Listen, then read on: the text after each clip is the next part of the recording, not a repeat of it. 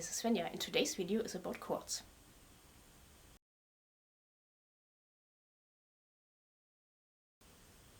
So in this video I'm gonna show you how you can play chords on just 3 strings.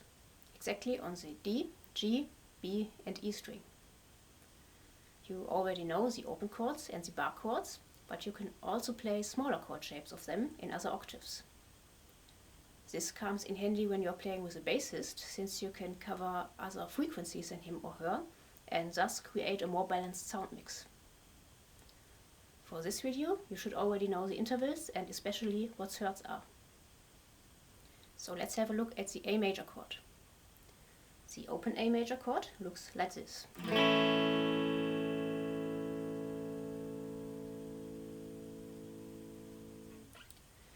But you can also play it in the 5th position using only the D, G and B string. So let's go to the A on the D string in the 7th fret and build the A major chord from there.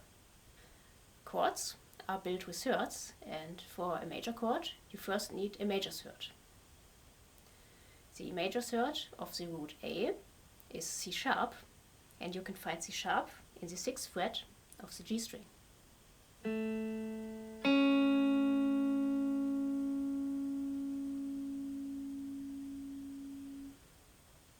So this is the shape for a major third, and you can move it all over the fretboard and over all strings except the G and B string, but we'll come to that later.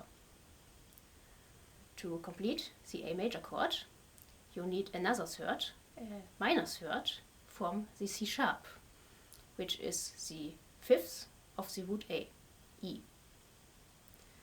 You can find the tone E on the B string in the 5th fret.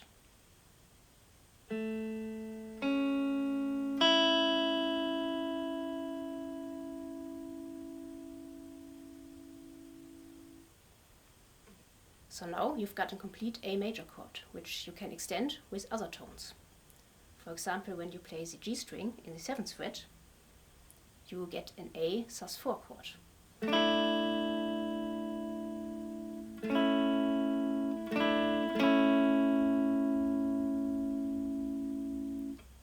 When you play the B string in the 7th fret, you get an A6 or A13 in jazz chord. And when you move your pinky into the 8th fret of the B string, you get an A7 chord. In combination, this makes a really nice blues comp.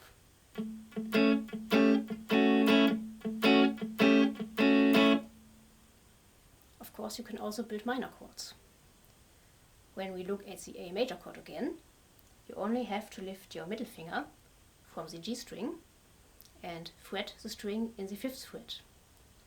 Thus you get a C, which is the minor third of A, which you need first for a minor chord.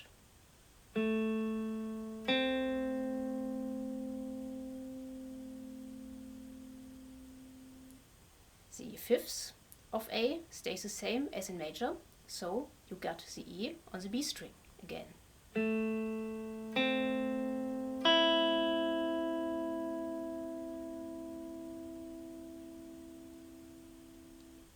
Of course, you can also extend the minor chord too.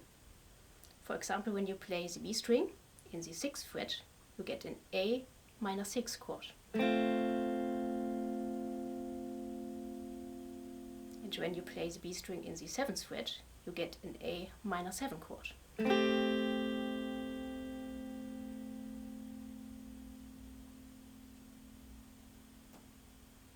So now let's build chords on the G, B and E string.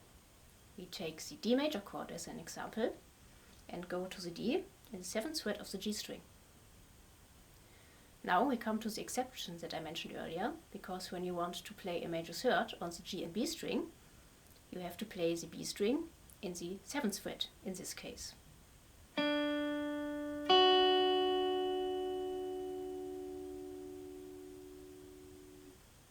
This is the shape for the major third on the G and B string, and you can move it all over the fretboard again. So now for the D major chord, we also need the 5th of D, A, which you can find on the E string in the 5th fret.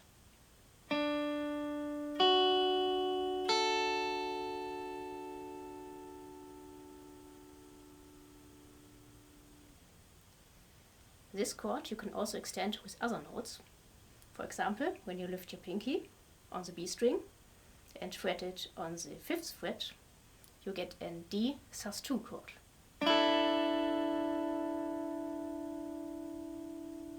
Playing the B string in the 8th fret makes it to a D sus4 chord.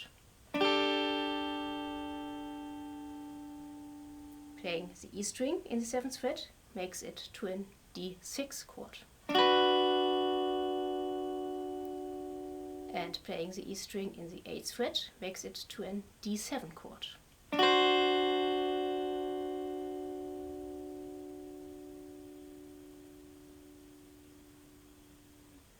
Of course, this also works with minor.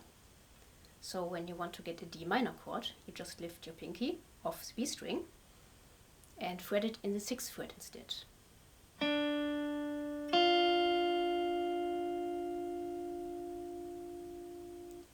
So this is the shape for a minor third on the G and B string. And as in major, you got A as the 5th of D in the 5th fret of the E string.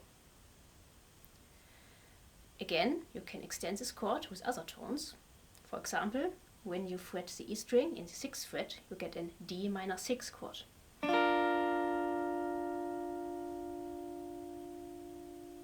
And when you fret the E string in the 8th fret, you get a D minor 7 chord.